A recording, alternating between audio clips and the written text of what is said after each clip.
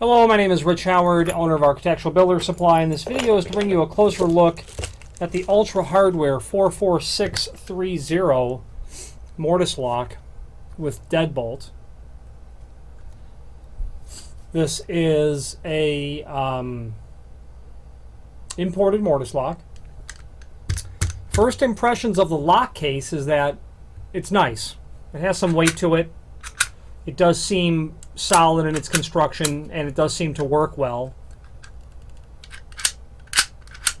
Okay. I'll show you the rest of the components, and then when I'm done we'll talk about installation, and then I'll show you how to reverse the hand of this as well. You're going to get, obviously, the inside and outside knobs. That's what they look like. These parts are less impressive overall. These are they are hollow. Okay, they're certainly not solid. This would be your outside trim. This is a spring-loaded spindle that you see here. Okay. These two through bolts will go through the holes in the lock case, so your installation is going to be like that on the door. That's what it'll look like. Okay. The other side, same spring-loaded spindle. The rosette has the holes for the screws, and then your installation will basically be the same. And then you'll run the screws that are included here in this package. A couple of oval head screws there on the bottom. They'll go through here and thread into the other side. So the installation of this is really, really straightforward. Obviously polished brass. You know, the fact that these knobs are unimpressive, what is impressive is the price. So it does seem to be fairly well made, and for residential use I would have no hesitation really about using it, quite frankly. It's a double cylinder function, meaning that you're going to have a key on both sides of the door. You're going to get two cylinders. Okay. You're going to get spring-loaded cylinder collars as well.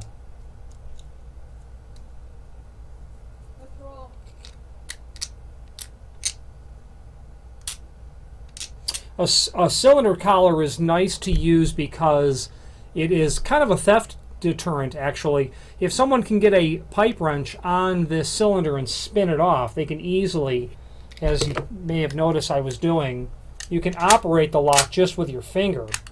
Okay, that would be possible to do, although on this lock you really can't retract the latch bolt that way. However, once that cylinder collar is installed, it will spin, so if you try to put a pipe wrench on it, it will just rotate the outside collar. Of course, it's not a complete deterrent to keeping people out, but that's nonetheless one purpose of a cylinder collar, and obviously to take up the rest of the distance between the face of the door and the outside of the cylinder. That'd be called a standard cam that this comes with, and that would be appropriate for this lock set. You get two keys. The description says SC1, and I would take that to mean Schlage C keyway and a 5-pin. This is certainly not a Schlage C keyway in this lock. It might be Siegel, I'm not sure, I'm guessing just by looking at it. So you'll get two cylinders, two cylinder collars. Here's your strike. Okay, just a rectangular strike with a large slot cut out in it. You're also going to get a dust box, so that installation is going to look like that when you're all done from the outside. You'll get two screws to hold the strike on. You'll get two screws to hold the body on, here and here. This screw here and this screw here, just leave alone. These two screws are the set screws that hold the cylinders in. So you can see that point is sticking out just a little bit there. You want to draw that out before you try to thread your cylinders in. Okay, you want to be real careful because obviously you'll be doing it through the cylinder collar. So you want to be really careful threading that on because you don't want to cross thread that. Even worse would be cross threading this body. Now the final thing to show you is just how to reverse the handing of the body. This lock you know, it can be one of four ways: left hand, or right hand, or left hand reverse, or right hand reverse. And I'll pull the cover off just to show you the inner workings, and I'm going to tilt the camera down to do that. So here we are on the desk. You're going to have 3 screws here, here, and here. Okay. Removing the screws is very simple, very straightforward. You'll want to be careful when you're removing the last screw, because those parts under there might have, you're going to want to hold it down is what I'm trying to say. You don't want things to pop on you or move unintentionally. If this is the first time you've ever reversed a mortise lock body, it can certainly be intimidating. It's not to me only because I've done it 100,000 times and I've graduated from the school of hard knocks by things tipping out. That's the inner working of this mortise lock. You can see there's a lot of parts in there. And one nice thing about mortise locks compared to cylindrical locks is that if you're going to try to defeat this lock, you've got a very large assembly that you've got to get around to break the door open. All these moving parts are known in traditional mortise lock design to last for a very, very long time. Even, in my opinion, low-end locks that don't cost a lot of money, such as this one. The bottom line is the reversing of this lock is nothing other than pulling the latch bolt back in, simply removing it. There's two aspects that has to be done here, that have to be done. You've got to get this pulled out, the latch bolt. It's easy to pull out. You can then just turn it over and install it back in, which I'll do now. That'll go in here, back into the hole. And if you have any questions on this, by all means, feel free to reach out to me. Okay, now that's back in.